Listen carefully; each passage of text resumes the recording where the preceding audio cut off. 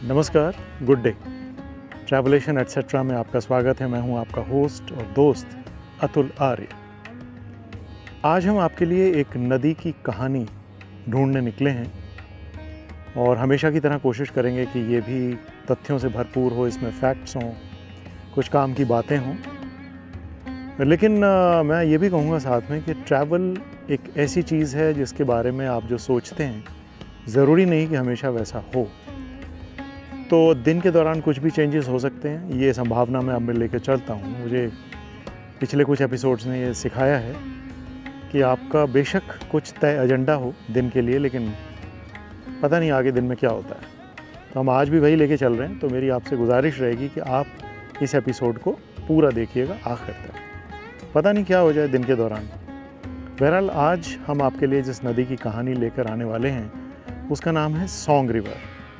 और ये जो नदी है ये जब मैं अक्सर देहरादून से जाता हूँ ऋषिकेश या हरिद्वार की तरफ, तो मेरे घर से करीब 10 किलोमीटर दूर ये नदी पड़ती है। और ये गंगा में मिलती है। इसके बारे में ये पता चला है कि ये नदी ऊपर पहाड़ों से आती है और गंगा में जाके मिलती है। तो इसके बारे में हम आज डिटेल में बात करेंगे और रास्ते में जो भी मिलता जाएगा उसके बारे में भी आपसे बात होती रहेगी। तो देखते रहिए ट्रैवलेशन एटसेट्रा।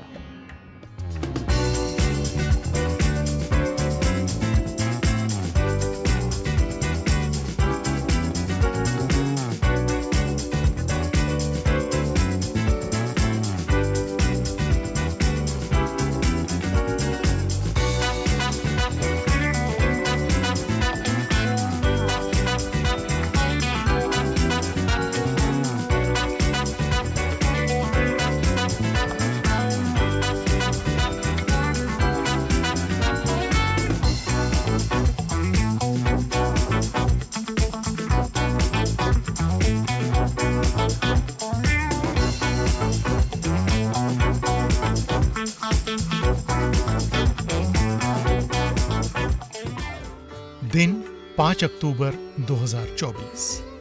आज मैं निकल रहा हूं एक अनोखी नदी का जायजा लेने। इसका नाम भी अनोखा ही है, सोंग रिवर। अक्सर ऋषिकेश आते जाते इसके पुल पर इसका नाम पढ़कर जिज्ञासा होती थी कि जाना जाए इसके उद्गम और इसकी मंजिल के बारे में। ये कहां से निकलती है और कहां समाती है। तो सुबह सुबह निकल पड़ा, लेकिन आज का दिन क्या करवटें लेने वाला था मुझे मालूम नहीं था। गूगल चाचा ने बताया कि मेरे घर से ये नदी करीब 10 किलोमीटर है। मगर इत्तेफाक देखिए, आज इस नदी के पुल पर इसके नाम वाला बोर्ड दिखाई नहीं दिया और मैं आगे बढ़ता गया। जब कोई दूसरी नदी नहीं दिखाई दी तो शक हुआ और एक स्थानीय व्यक्ति से पूछा कि भाई सोंग रिवर कहाँ है।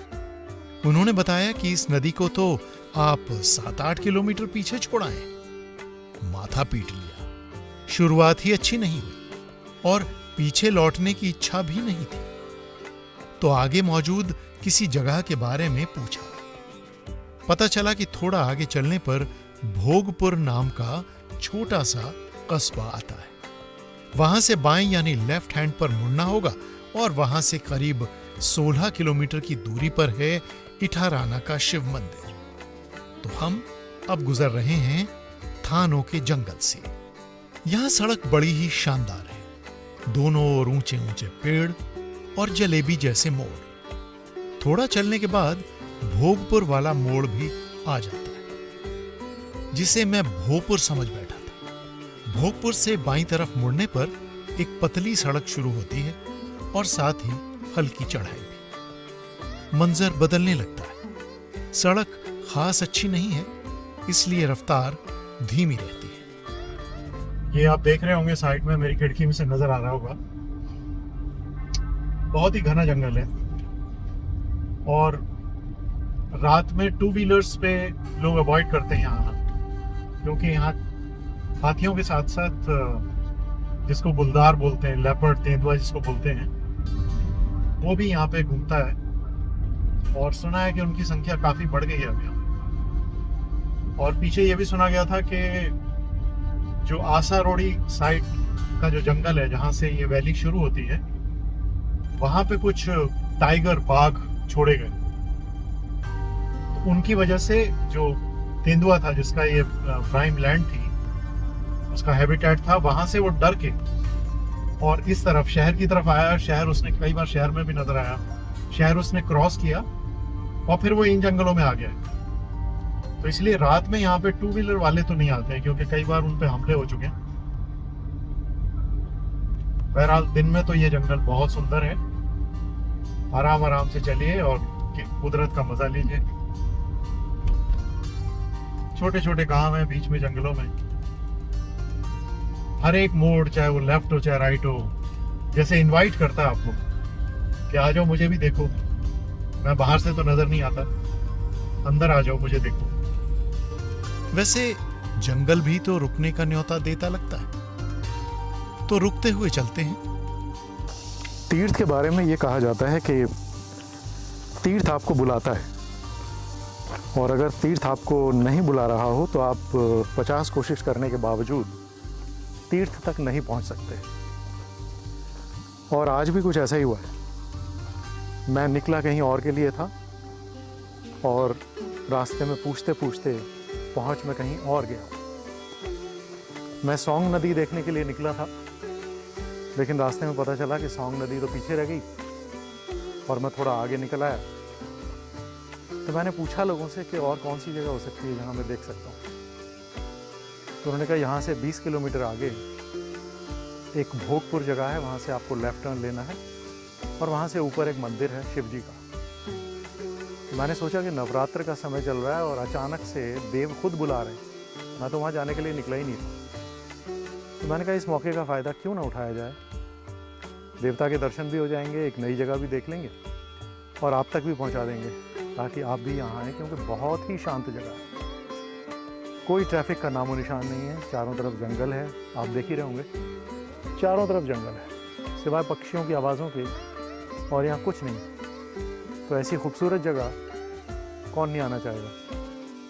तो अब यहाँ से सिर्फ 10 किलोमीटर रह गया है शंकर जी का धाम, हम लोग चलते हैं अब वहाँ जाके देखते हैं कि क्या नज़ारे हैं, और भगवान तो बैठे ही हैं ऊपर। आइए।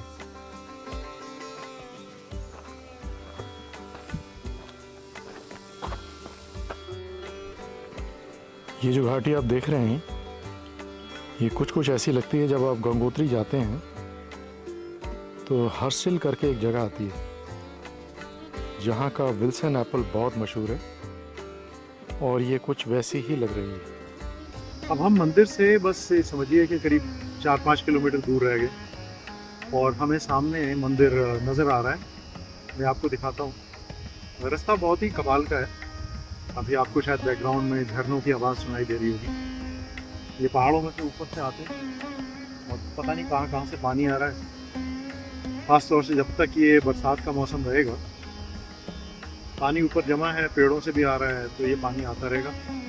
और अभी हम बस मंदिर को आपको दिखाते हैं। रास्ता मनोरम है, लेकिन साथ बैठे मुसाफिरों के लिए, और मैं तो अकेला था और खुद ही ड्राइवर और खुद ही मुसाफिर, तो रास्ते का आनंद लेने के लिए बार बार रुकना पड़ता है। वैसे भी मैं कोई मैराथन करने के लिए थोड़ा ही निकला हूं, समय भी है, उत्कंठा भी है। तो slowly slowly catch the monkey वाली कहावत को अपनाता हुआ चल रहा। रास्ते में ये सुंदर घर भी दिखाई पड़ा। लोग प्रकृति से कितना प्रेम करते हैं। इस परिवार ने यहां आकर आशियाना बनाया है। लेकिन हमें अभी थोड़ा और आगे जाना है, तो चलते रहते हैं। और थोड़ा और सफर करके हमें मंदिर का बोर्ड दिखने लगता है, और लीजिए हम मंदिर पहुंच गए हैं। यहां कुछ दुकानें हैं जहां आप अपनी भूख या प्यास मिटा सकते हैं। तो चलिए जूते उतारकर और हाथ धोकर मंदिर में प्रवेश करते हैं। पर पहले आपको इस मंदिर की थोड़ी सी बैकग्राउंड बता देते हैं। मंदिर शिव जी को समर्पित है और यहाँ हनुमान जी का भी मंदिर है। इसके खुलने का समय सुबह 5 बजे और बंद होने का समय रात 8 बजे है। मंदिर भक्तों और पर्यटकों दोनों के लिए अत्यंत महत्व रखता है। इसका इतिहास सदियों पुराना है, मगर इस बारे में और जानकारी पाएंगे यहाँ के पंडित जी से। ऐसी जगहों पे आके बड़ी शांति महसूस होती है और लगता है कि कोई वजह है जो ये मंदिर यहाँ बनाए गए हैं। इतनी ऊंचाई पर आके लोगों को श्रम करना पड़े और लोग जब एक एक कदम चढ़ें तो उनको ये महसूस हो कि हम किसी उद्देश्य को लेके आ रहे हैं। मुझे ये लगता है कि ये शायद मंदिर इसीलिए इतनी ऊंचाई पर इतनी दुर्गम जगहों पे बनाए जाते हैं। लेकिन जैसा कि हम सुनते हैं, कहीं भी किसी भी तीर्थ स्थल पे जाते हैं, चाहे वो कोई भी तीर्थ हो, अब ज़्यादातर लोग वहाँ पिकनिक मनाने के उद्देश्य से आते हैं और वो भावना नहीं लेके आते जो होनी चाहिए। ये बहुत गलत बात है और शायद यही कारण है कि लोगों को जो लगता है कि हमारी मनोकामना पूरी नहीं होगी। तो शरीर जो है वो एक जीती जागती मशीन है। जैसा तेल, जैसी भावना हम इसमें डालेंगे, शरीर वैसे ही हो जाएगा।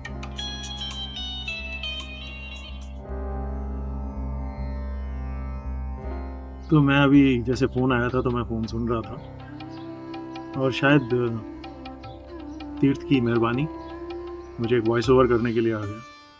बहुत अर्जेंट है, मुझे यहाँ से वो स्क्रैच करके भेजना पड़ेगा, तब उसके ऊपर वो फिल्म कटेगी। तो शायद भोले ने प्रसाद दिया यहाँ आने का। बहुत सुंदर जगह। पंडित जी से तिलक लगवाकर मैंने अब मंदिर परिसर के दर्शन शुरू किए। ये है श्री नीलकंठ महादेव का मंदिर। देवताओं में शिवजी का स्थान सर्वोपरि है और हिंदू धर्म में जितने आस्थावान शिवजी के हैं उतने और किसी देवता के नहीं। महाशिवरात्रि और नवरात्रों के दौरान इस मंदिर में भक्तों की भीड़ रहती है। भक्ति आस्था का विषय है और आस्था को न तो चुनौती दी जा सकती है और न ही इसे मूर्त रूप में दिखाया जा सकता है। पर यह सच है कि भक्ति, आस्था या समर्पण, इसे आप जो भी नाम दें, हमारे मानस को, मस्तिष्क को निर्देशित करती है और मस्तिष्क ही शरीर और सोच को संचालित करता है। और मुझे भी यहाँ आकर कुछ ऐसा ही महसूस हुआ। फिर सोचा कि चलिए अब यहाँ के पंडित जी से इस शक्तिपीठ के बारे में विस्तार से जाना जाए। तो आइए इनसे बात करते हैं। ये जो प्राकृतिक शिवलिंग है जी, यहीं से 200 मीटर दूर है, कुछ आगे। अच्छा। 200 मीटर कितना होता है? ये जितना ये ठीक है। हाँ। वहाँ से यहाँ आने तक उस शिवलिंग को जो 7 दिन लग गए थे। अच्छा जी हाँ, प्राकृतिक शिवलिंग है वो। अच्छा, किसी ने ये भी बोला ये ड्रामाबाजी है, उन्हें उस कुल्हाड़ी की चोट मारे तो वहाँ से जो रक्तधार निकल पड़ी। अच्छा, ठीक है। तो अब हम कह तो रहे हैं आपसे कि ऐसा है कि यहाँ पर तो सारा ऐसा है कि ये सारे माता हैं या नागराज है या वो है भोलेनाथ है या ये धोना ही है या ये है हनुमान जी। तो लगभग मैंने तो थोड़ा थोड़ा देखा है इनका प्रभाव। ज़्यादा तो हमने कहेंगे कुछ तो होता ही है। हमने मतलब मैंने प्रत्यक्ष देखा है। कुछ तो शक्ति होती ही है। ठीक है। बाकी तो ऐसा है कि ये उस पर निर्भर करता है। लेकिन जितने लोग आए उन्होंने यही कहा कि महाराज हम जो हैं हमारा यहाँ पर आकर कल्याण हुआ है। चलिए, ये नागराज की भूमि है तमाम, यहाँ पर किसी ने निजी खेती करने की सोची। अच्छा जी। लेकिन वहाँ जो है अच्छा, बहुत आते हैं। अच्छा, इतनी ऊंचाई पे भी आते बहुत आते हैं साहब। पंडित जी एक जाने माने ज्योतिषी भी हैं और ये बात हमें इस पवित्र स्थल की अगली यात्रा के दौरान पता चली। पर इसकी चर्चा फिर कभी बाद में। फिलहाल मंदिर से विदा लेते हैं। मंदिर से निकलते समय आप घंटा न बजाएं, ये निर्देश मंदिर में लगे बोर्ड पर लिखा था। तो इसका पालन करते हुए हम मंदिर परिसर से बाहर आ गए। यहां मंदिर के चारों ओर कुछ निर्माण चल रहा है। शायद सरकार इस जगह के ब्यूटिफिकेशन का काम कर रही है। अच्छा है, मगर यह ध्यान रखना चाहिए कि ओवर टूरिज्म के कारण कहीं आस्था पिकनिक में न बदल जाए। अचानक याद आया कि सोंग नदी हमारा इंतजार कर रही है। तो वापसी की यात्रा शुरू कर दी। हम लोग ऊपर मंदिर से तो हो आए हैं और अब हम जा रहे हैं नीचे। जैसे सुबह आपसे बात हुई थी सोंग रिवर की तरफ। दोपहर के 3:30 हो गए, तो अभी नीचे सोंग रिवर तक पहुंचने में पौना घंटा लगेगा। मेरे ख्याल से तब तक लाइट होगी कि मैं आपको सोंग रिवर दिखा सकूं। उसके बारे में थोड़ा बातचीत भी करेंगे। और बहुत शानदार इस टाइम नज़ारा है क्योंकि अभी शाम हो रही है और यहाँ से ना 3 ऐसे स्ट्रेट लेयर्स पहाड़ों की नज़र आ रही हैं। नीचे वैली है और बिल्कुल ड्रीमी है। और मैं केरल भी गया हूँ तो मैंने देखा वहाँ भी, केरल में भी इसी तरह का माहौल हो जाता है शाम को, क्योंकि वहाँ पे जंगल बहुत है और यहाँ भी जंगल बहुत है। तो पूरा दिन जब गर्मी होती है, आज धूप रही है, तो पूरा दिन जब गर्मी होती है तो ये स्टीम जंगलों से उठती है और वो छा जाती है। इस टाइम वही हो रहा है और मुझे लगता है कि शायद जितनी गर्मी आज हुई है 1-2 दिन में बारिश होगी। देखते हैं। तो अभी चलते हैं हम सोंग रिवर की तरफ। और हम जा पहुंचे सोंग रिवर के पुल पर, जिस पर बोर्ड नहीं था। सोंग नदी तक पहुंचने के लिए आपको ढाल पर से नीचे उतरना पड़ता है। यह थोड़ा तीखा है तो ध्यान से उतरना होता है। सोंग नदी के बारे में आपको थोड़ा बता दें। सोंग नदी में दून घाटी के मध्य और पूर्वी हिस्से का पानी आता है। इसकी शुरुआत मसूरी के नजदीक उनियाल गांव से होती है। इसकी कुल लंबाई है 190 किलोमीटर और ये दून घाटी की सबसे लंबी नदियों में से एक है। इसकी सहायक नदियों में शामिल हैं काली गाड़, बिंदाल और रिस्पना नदियां। और ये खुद जा मिलती है हरिद्वार में गंगा में। अब आपको दूरियों के बारे में भी बता दें। हरिद्वार से इथारना की दूरी है 60 किलोमीटर। ऋषिकेश से ये दूरी है 30 किलोमीटर और देहरादून से 46 किलोमीटर। सारा रास्ता खूबसूरत जंगल वाला ही है। तो मैं उतर कर पहुंचा इसके किनारे पर। तो साहब ये है वो सोंग रिवर, सोंग नदी, जिसका जिक्र मैंने सुबह आपसे किया था और आखिरकार हम इस तक पहुंच ही गए। ये पीछे आपको अगर पहाड़ दिख रहे होंगे तो वहाँ से ये नदी आती है और इसको 12मासी कह सकते हैं, लेकिन बाकी जो महीने होते हैं बरसात के अलावा उसमें पानी काफ़ी कम हो जाता है। लेकिन अभी तो आप देख रहे हैं इसमें काफ़ी बहाव है, काफ़ी पानी है। और ये आगे जाके इस जैसी और 2-3 नदियां हैं यहाँ, उनके नाम मैं अभी क्रेडिट्स में आपको दूंगा। तो उनका सबका पानी मिल के और ये गंगा में पहुँचता है। और इस दौरान रास्ते में ये सिंचाई के लिए भी इस्तेमाल होती है, यानी एक छोटी जीवनदायिनी, एक लाइफ लाइन आप इसे कह सकते हैं। लेकिन अगर मैं आपसे ये कहूँ कि इस लाइफ लाइन की लाइफ को हम घोट रहे हैं, इसका दम हम घोट रहे हैं, बेशक ये हमें लाइफ लाइन देती है, लेकिन फिर नदी क्या करती है? फिर नदी भी बदला लेती है। मैं आपसे कई बार कह चुका हूँ कि हम लोगों के गांव, मैंने ऊपर पहाड़ के गांव देखे हैं, वो लोग अपने गांव का सारा कचरा उठा के अपने जो घरों के पीछे, गांव के पीछे ढाल हैं, उनमें डाल देते हैं। और उसका नतीजा क्या होता है कि जब बारिश आती है तो वो सारा का सारा कचरा, जिसमें प्लास्टिक भी होता है, जिसमें घर का कचरा भी होता है, जिसमें आपके जो भी घर का कचरा हो सकता है वो होता है, और उसमें प्लास्टिक ज़्यादा होता है, तो वो सारा का सारा पानी के साथ बहता हुआ इसमें पहुंच जाता है।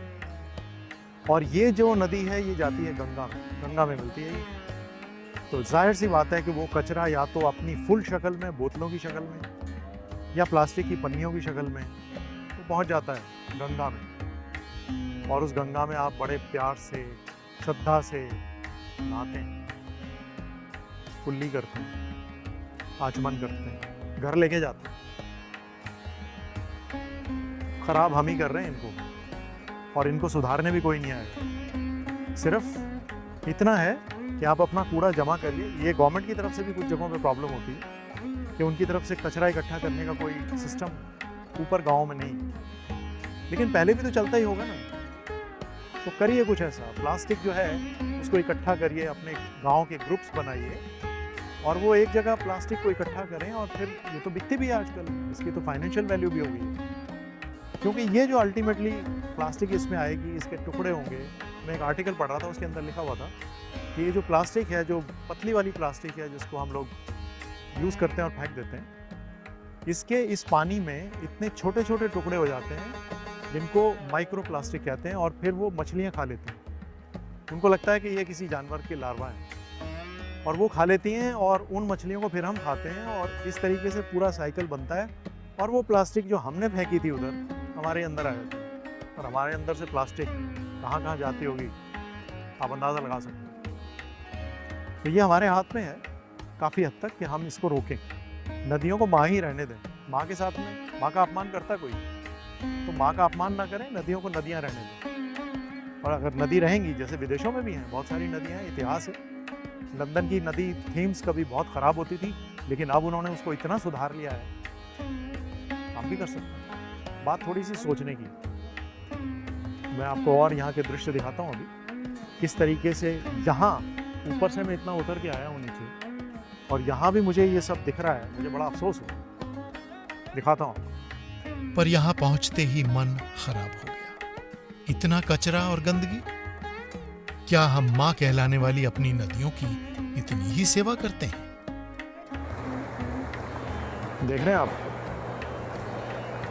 बियर की कैन है, कहाँ तक जाएगी कुछ नहीं मालूम।